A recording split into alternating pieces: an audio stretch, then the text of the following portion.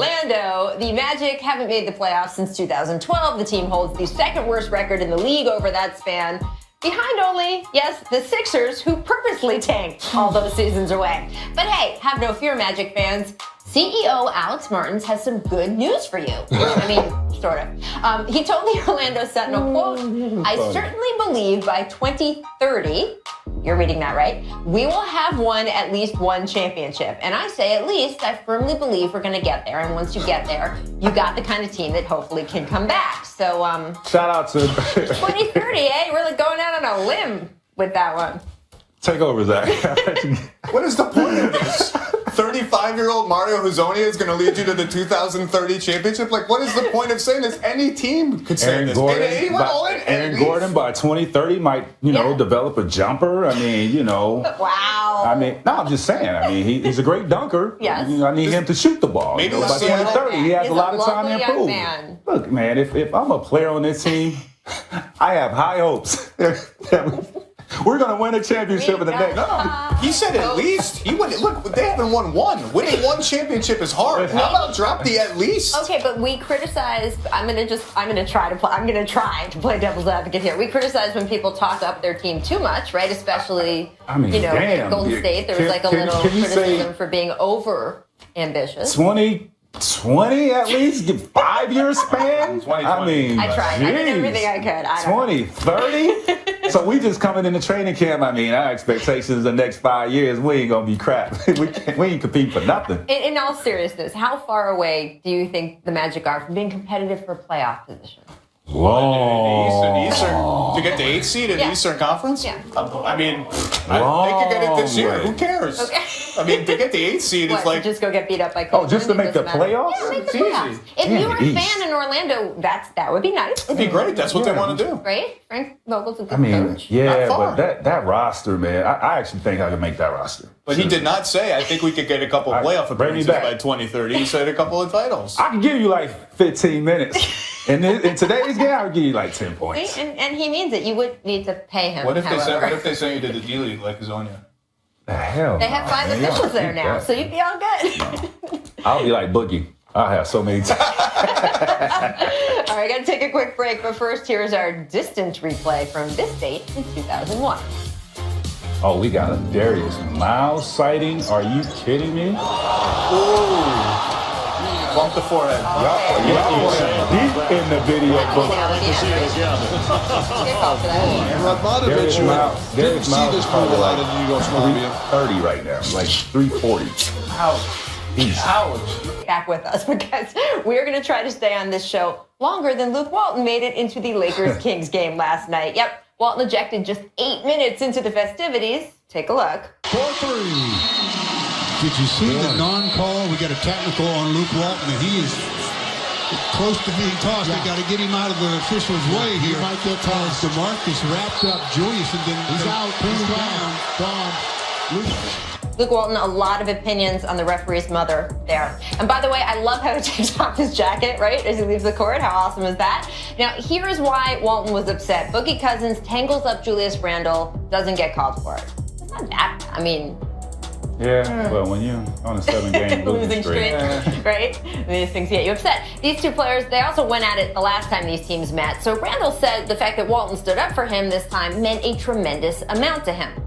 Of course, it didn't mean enough that the Lakers actually won this basketball game. In fact, they got outscored 39-13 in the third quarter. 39-13. I mean, that is hard to do against anyone. It is really hard to do against the Kings. Sacramento even trolled LA on Twitter last night. Yeah, that's not harsh or anything. And afterward, Walton said, quote, I felt like for the first time this season, we gave in. We gave up, which is disheartening because our group has been very resilient all year long. Look, this was the Lakers' 7th straight loss, which wouldn't be surprising for last year's Lakers, who only won 17 games total. But it is surprising for this year's Lakers, who showed us in the first month of the season how good they really could be. Heck, at one point, D'Angelo Russell and Nick Young were even talking about how they could be a playoff team. We started to expect more from them.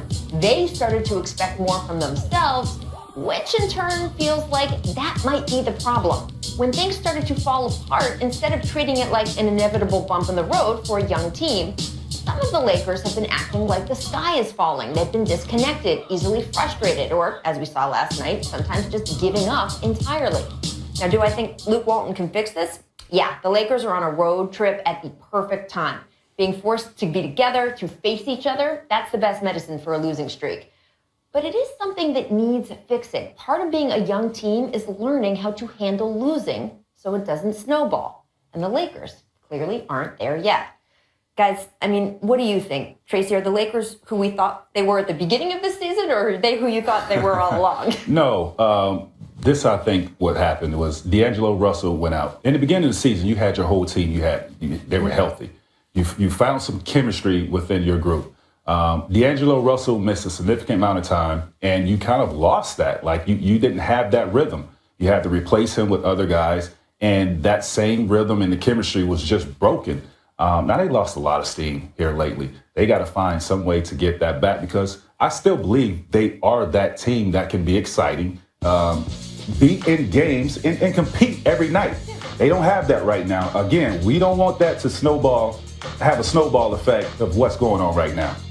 You hit it on the head. You said they're a young team. They're learning to lose. They're learning to deal with adversity. That's all normal. Like, the 10-10 start brainwashed everyone into thinking it's a playoff team. They're way ahead of schedule. Like, they hit a bump in the road. Down. They had a couple injuries. Like, they were horrible on defense then. They're horrible on defense now. Let's all just relax. The Lakers are going to be fine. Julius Randle's in a little slump. He'll uptick. The free agent signings haven't really worked out. That's a bigger issue. But, like, they're fine. They're fine. They're a young team finding their way. It might help if their coach could stay in the game a little bit longer. I think Luke, even though he was glad he made the point, he might agree with that. But it wasn't just him with the text. Los Angeles actually picked up 6 texts total last night, which leads to our favorite soap opera, As the Kings Turn. Oh, Boogie. It's a daily show. It's a daily show. I don't make it a daily show. The Sacramento Kings make it a daily show because Boogie Cousins also picked up a tech of his own. This was for trash talking Brian Shaw in front of one of the officials. And look, afterward, Boogie said he thought it was an overreaction, a little soap opera, maybe overreaction from the officials. Right there? He did get an attack. He thinks that he is getting unfairly targeted. Quote, "It's been a while since I've just went up to a ref and cursed him out," which apparently he thinks, "Hey, Boogie." So I really don't know what to do. I see how some guys talk to the refs and it's okay. And then there's me. It just depends on their mood. So Tracy, He's learning, this latest guys. episode of As Sacramento Turns, how do you feel? Well, how I feel is this is Boogie's history catching up to him. How he's treated refs in the past, showing them up. They never forget that. So when the event occurs like it did last night, it's always going to catch up to you. Boogie calls a lot of this on himself.